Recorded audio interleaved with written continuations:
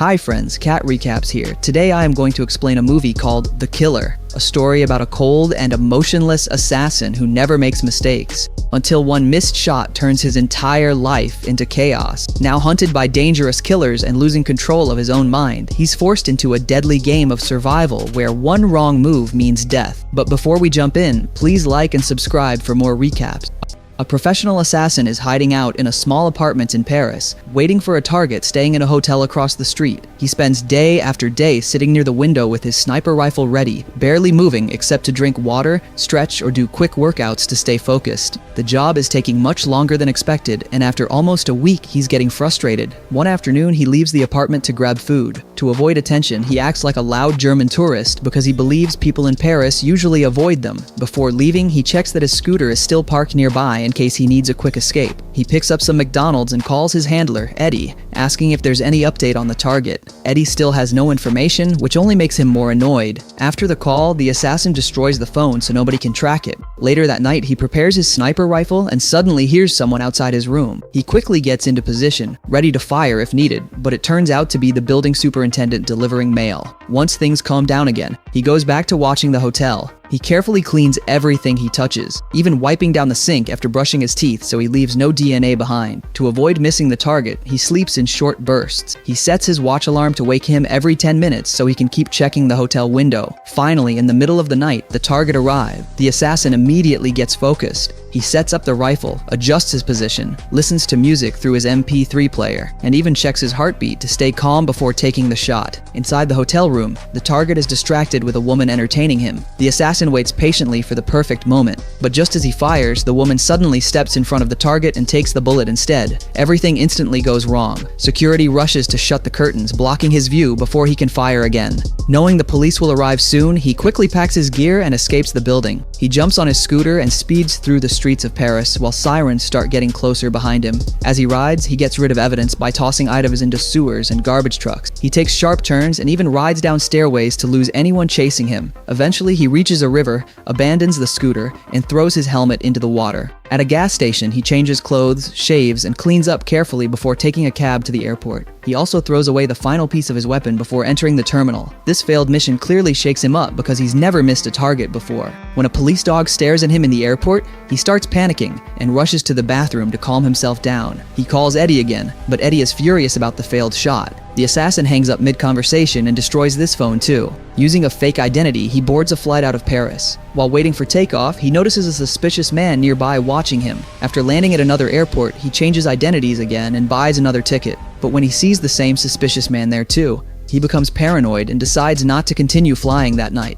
Instead, he rents a hotel room. Before going to sleep, he sets traps near the door using a glass and lid so he'll hear if someone enters. He keeps a knife nearby and stays awake most of the night, knowing someone may already be hunting him. After escaping from Europe, the assassin heads to the Dominican Republic, where he has a hidden house deep in the jungle. But the moment he arrives, something feels wrong. Near the fence, he spots footprints and cigarette butts, clear signs that someone has been there recently. He instantly grabs his gun and rushes toward the house. As he gets closer, he notices more footprints leading inside. Loud music is blasting from the house, but strangely, everything looks normal at first. Still, he carefully checks every room. In the kitchen, he finds knives scattered on the floor next to bloodstains. That's when he realizes somebody attacked the place. He searches faster and finds even more signs of violence. The bathroom mirror is smashed, blood is on the walls, and one of the windows is broken with blood on the glass. It's obvious there was a brutal fight there. Panicked, he immediately leaves and makes a phone call. Soon after, he arrives at a hospital where his girlfriend, Magdala, is being treated. She's unconscious and badly injured. Her brother Marcus explains what happened. A man and a woman broke into the house looking for the assassin. They tortured Magdala, trying to get information out of her, but she fought back hard enough to stab the male attacker in the leg. Somehow, she managed to escape through the broken window before collapsing outside. The attackers got away in a taxi. Marcus believes the attackers were sent because of the failed mission in Paris. Since Magdala saw them, they probably wanted to eliminate her, too. The assassin promises Marcus that this will never happen again. Later, a doctor tells him Magdala will be moved to a private hospital for better protection. When she briefly wakes up, the first thing she says is that she never revealed anything to the attackers. That hits him hard, because now he knows this situation is completely his fault. Back at his property, the assassin digs up a hidden stash buried in the yard. Inside are weapons, fake passports, cash, and other tools he may need. He packs everything into his Jeep and begins searching the city for the taxi Marcus described. He spends hours driving around with no luck. Eventually, he decides to go directly to the taxi company. To get information, he threatens the manager until the man gives him access to their records. After checking the system, they discover that a driver named Leo took the two attackers to the jungle house. Before leaving, the assassin stages the office to look like it was robbed. He steals some money, throws things around, and leaves the manager tied up so police will think it was just a robbery. The next morning, he waits outside the taxi company until Leo shows up for work. Once Leo starts driving passengers around, the assassin follows him. Later, pretending to be a tourist, he gets into Leo's cab and suddenly pulls a gun on him. Leo thinks he's being robbed and offers his wallet, but the assassin only wants answered. Terrified, Leo explains that the two passengers looked dangerous and strange, but he needed the money badly, so he accepted the ride. He remembers the man had an injured leg and was bleeding, yet they refused to visit a hospital. Instead, they asked to be dropped off at the airport. After hearing everything he needs, the assassin forces Leo to drive to a deserted area under a bridge. Without hesitation, he shoots the driver in the head and leaves the body behind. After getting the information from the taxi driver, the assassin travels to New Orleans to continue tracking the people responsible for attacking his girlfriend. Once there, he rents a van and heads to a secret storage unit filled with hidden supplies. Inside, he grabs fake IDs, weapons, extra cash, and even new license plates so nobody can trace the van back to him. He also stops at a hardware store to buy tools for what he's planning next. His next target is Eddie, the handler who sent him on the failed Paris mission. To reach him, the assassin disguises himself as a maintenance worker and sneaks into a fancy office building by following a mailman inside. On the elevator ride up, he casually drinks water from a fountain to avoid looking suspicious. When the mailman accidentally leaves a secure door partly open, the assassin quietly slips into the office area.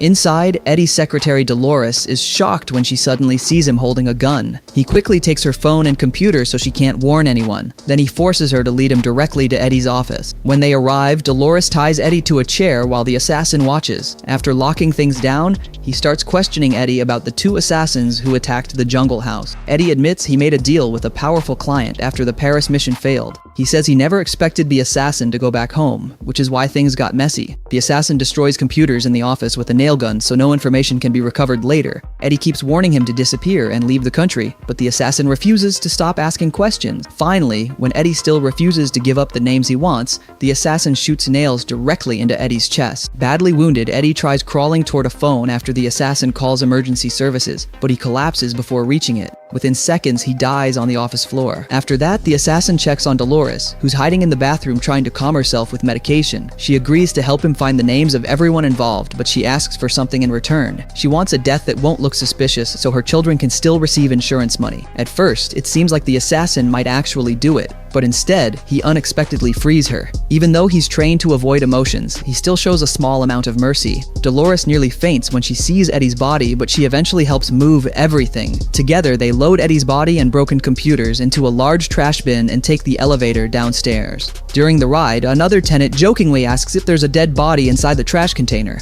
which makes Dolores nervously laugh. Later, the assassin drives Dolores to her home, while keeping her tied up in the van. Inside her office, she helps him search through files and records until he finally finds the information he needs about the two assassins and the wealthy client connected to the failed mission. But once he has the names, the assassin decides not to leave witnesses behind. He snaps Dolores' neck and pushes her down the stairs, making it look like she accidentally fell. Back at his storage unit, he burns Eddie's body to destroy all evidence. Later, he scatters the ashes into the ocean from a ferry. After spending the night at a motel, he cleans the van carefully, changes the plates again, and prepares for the next step of his revenge mission. After taking care of Eddie and getting the names he needed, the assassin heads to Florida to hunt down the male attacker who helped torture his girlfriend. He abandons his old van, rents another car, and drives to a quiet neighborhood where the man is living. The assassin quickly spots his target because the guy is limping from the knife wound Magdala gave him during the attack. Instead of rushing in, he watches the house carefully for hours. He buys groceries nearby and waits in his car, studying everyone coming and going. Later that night, the target leaves the house with a group of friends and heads to a nightclub in a truck. The assassin follows them for a while but decides not to attack in public.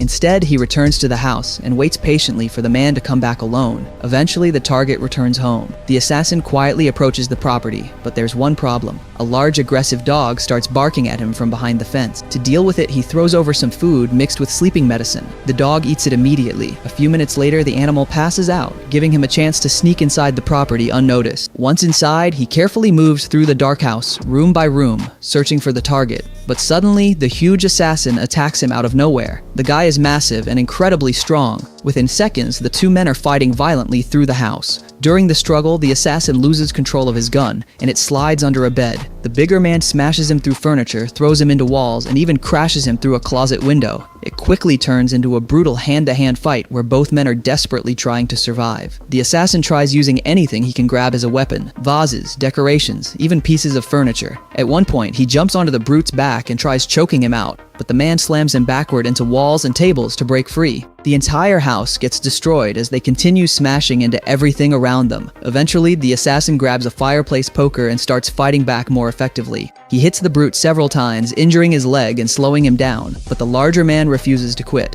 Even after getting stabbed in the back by a broken table piece during the chaos, he still manages to keep attacking. The fight moves into the kitchen where the assassin becomes desperate. He throws random objects to distract the brute and create openings to escape. Meanwhile, the wounded attacker leaves blood all over the floor while trying to reach another gun hidden in the bedroom. At one point, the brute finally sees the assassin's face clearly and realizes exactly who he is. That only makes things even more dangerous. But after all the chaos, the assassin finally manages to recover his own gun first. Before the brute can react, he shoots him multiple times and finally kills him. The gunshots wake the dog, which suddenly rushes into the destroyed house. The animal realizes its owner is dead and immediately chases after the assassin as he runs outside. The dog even jumps through a broken window trying to reach him. Barely escaping in time, the assassin climbs over the fence and shuts the gate before the dog can attack him. Then, before leaving, he throws a Molotov cocktail through the window, setting the entire house on fire. As flames begin spreading through the building, he disappears into the night and heads back to the airport, already preparing for the next target on his revenge list. After surviving the brutal fight in Florida, the assassin cleans himself up at the airport and catches a flight to New York. Even though he's injured and exhausted, he still has unfinished business. The next person on his list is the female assassin who helped attack his girlfriend. Once he arrives, he rents another car and drives to a quiet suburban area where she lives. He spends the entire day sitting in his car, watching the house and waiting patiently. He takes painkillers for his injuries while keeping his eyes locked on the place. As night falls, the woman finally leaves the house and drives into the city. The assassin follows her through traffic, staying far enough behind so she won't notice him. A few times at red lights, he thinks about shooting her right there through the window.